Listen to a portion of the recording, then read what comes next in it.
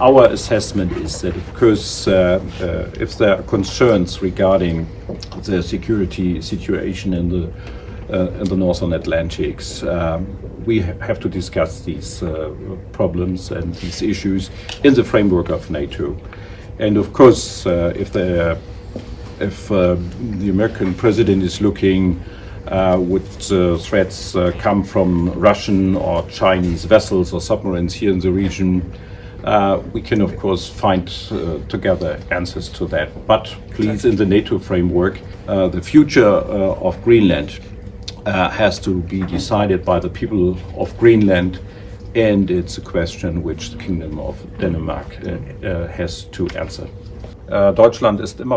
Germany is always prepared to discuss this within the alliance. And if this presents us with new challenges, we will have to examine what is possible.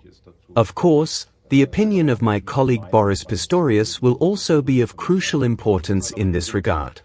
But we are someone who answers such questions within the NATO framework and who, with his considerable willingness to strengthen the Bundeswehr's ability to defend the country and the alliance and to invest much more in new models of military service, has shown that we take the issue of our alliance's defense readiness very seriously, not only in relation to Germany itself, but far beyond.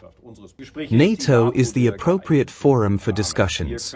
Here, we can effectively counter threats together.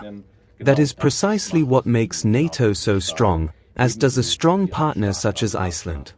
Thank you very much. New rivalries are emerging, such as China, which is becoming increasingly involved in the Arctic. It is therefore clear that security in the Arctic is becoming increasingly important. It is in our common NATO interest. The legitimate security interests of all NATO allies, as well as those of the people here in the region, must therefore be discussed together. This naturally includes Greenland and its people as a semi-autonomous part of Denmark, who must have the most important and final say here. We have to work this under the framework and under the umbrella of NATO.